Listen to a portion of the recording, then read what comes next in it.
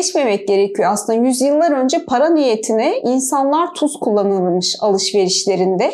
Beden için elzem olan bu minerali, tuzu günlük yaşamımızda ne yazık ki yanlış kullanmaya başladık. Ben kendi klinik hayatımda da sıklıkla görüyorum. Özellikle kilo problemi olan hastalarımız bize geldiklerinde öncelikle onlar neden kilo alıyorlar diye muayene ediyoruz ve muayene sırasında da evinizde hangi tuzu kullanıyorsunuz diye soruyorum. Diyor ki hocam diyor memleketten geliyor tuz diyor. Hiç el değmemiş diyor. Organik kaya tuzu diyor, biz onu kullanıyoruz diyor. Sonra hastanın testlerine bir bakıyoruz ki tiroid hormonları yükselmiş.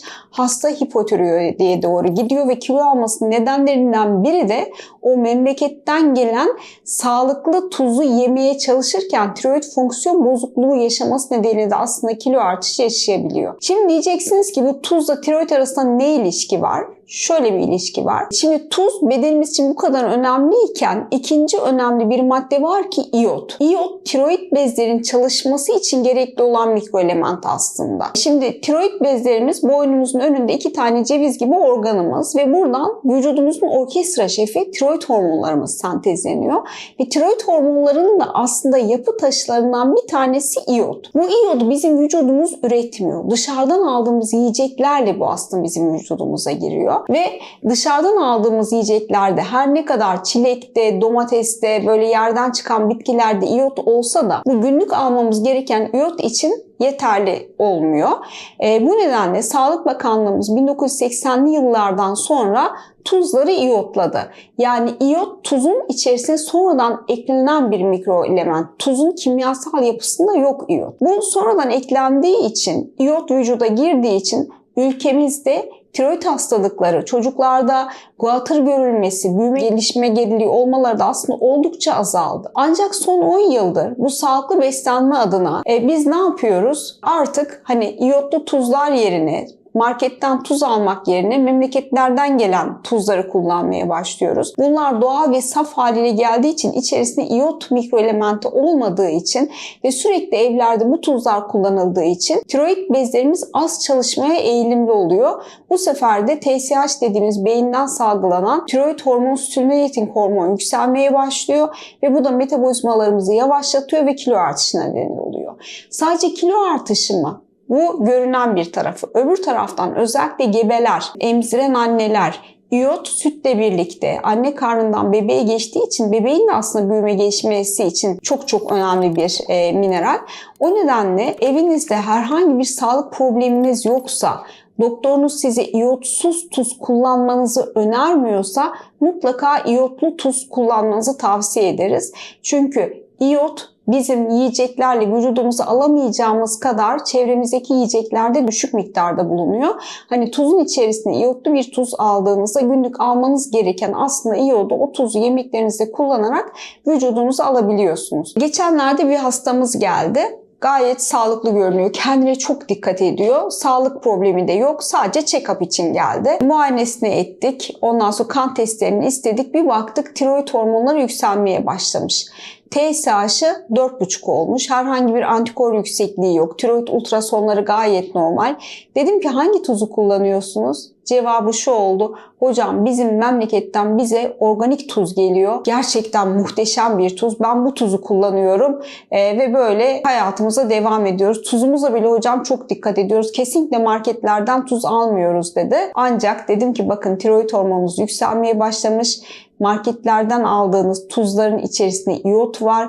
Memleketten gelen tuzun içerisinde iyot olmadığı için guatrınız ortaya çıkabilir. Tiroid bezleriniz az çalışabilir. Sis olacaksınız. Bundan sonra dedim iyotlu tuz kullanacaksınız. 3 ay sonra da kan testinizi tekrar yapacağız dedim. Ve hasta iyotlu tuz kullanmaya başladı. 3 ay sonraki kan testinde TSH'ına 0,5'lik bir azalma oldu. 6 ay sonra 1'lik bir azalma oldu. 1. yılın sonunda hastanın TSH'i 2-2,5 civarına gelerek normale geldi. Bir tuz bakın tiroidi bu kadar etkileyebiliyor. Organik beslenmeye çalışırken, dikkat etmeye çalışırken de farkında olmadan bedenimize, organlarımıza zarar veriyor olabiliriz. O nedenle bilimi her zaman hayatımızda kullanmamız çok önemli. İkinci bir soru şuradan geliyor. Deniz tuzu mu kullanalım, kaya tuzu mu kullanalım diye. Şimdi deniz tuzu denizin suyunun buharlaşarak elde edilen bir tuz çeşidi. Kaya tuzu da yerin altındaki kayalardan ortaya çıkan kaya tuzu. Değişik bir mineral. O da aynı şekilde ama kimyasal formülleri bunların aynısı. Değişiklik olarak kaya tuzu ya da sofra tuzu ya da deniz tuzu kullanabilirsiniz. Bazen böyle Himalayalardan gelen organik tuz, böyle ben de market raflarında sıklıkla karşılaşıyorum böyle çok havalı tuz çeşitlerinde. Her ne alıyorsanız alın, tuzu mutlaka iyotlu yazan ibaresi olan şekilde almaya özen gösterin. Tuzu böyle kapalı bir şekilde aldık, eve getirdik. Nerede saklayacağız? Cama koymayacağız. Çünkü camın içerisine güneş ışığı girebiliyor. Bu da iyodun yapısının bozulmasına neden olabiliyor. O nedenle porselen kaplarda saklayabilirsiniz. Yiyeceğiniz kadar tuz alın. Çok fazla miktarda aldığınızda yemediğiniz için bu sefer nemlenebilir. Nemlendiği zaman da yine iyot yapısını kaybedebilir. O nedenle yani yiyeceğiniz kadar tuzu almanız, kapalı bir şekilde almanız, sıcaktan, ısıdan ve güneşten korumanız çok önemli. Çok önemli bir püf noktası da yemeği yaptıktan sonra aslında tuzu eklemeniz gerekiyor. Baştan tuzu koyduğunuzda da yemeğin sıcaklığıyla birlikte, ısıyla birlikte yine iyot karakterini kaybedebiliyor, biyoyararlılığını kaybedebiliyor. O nedenle yemek piştikten sonra tuzu atmanız da iyodun en sağlıklı bir şekilde vücudunuza girmesini sağlar. Siz olun, tuz deyip geçmeyin. Organik tuz daha sağlıklı olacak deyip böyle memleketten gelen ya da marketlerde gördüğünüz havalı tuzları alırken üzerindeki iyotlu ibaresine lütfen dikkat edin. Günlük yaşamda kullandığınız tuzda eğer doktorunuz aksini tavsiye etmiyorsa mutlaka iyotlu tuz olsun. Sizler için bu iyotlu mu iyotsuz mu dosyasını açtık. Umarım bu videomuzu seyrederek evde kullandığınız tuzlarınızda da siz de farkındalık oluşturursunuz. Kendinizi tiroid hastalıklarından, eğer gebeyseniz bebeğinizin daha iyi büyümesini, çocuklarınız varsa onların daha iyi büyüyüp gelişmesinde sadece evde kullandığınız tuza dikkat ederek bile küçük bir dokunuş yapabilirsiniz. Sizleri severek böyle yepyeni videolar çekmeye devam ediyoruz. Lütfen sorularınız varsa altına yazınız. Cevaplarını sizlerle hemen paylaşacağız. Yeni videolar istiyorsanız, ne istiyorsanız onları da yazın. Sizlerden gelen bilgiler doğrultusunda yepyeni videolar çekmeye devam edeceğiz.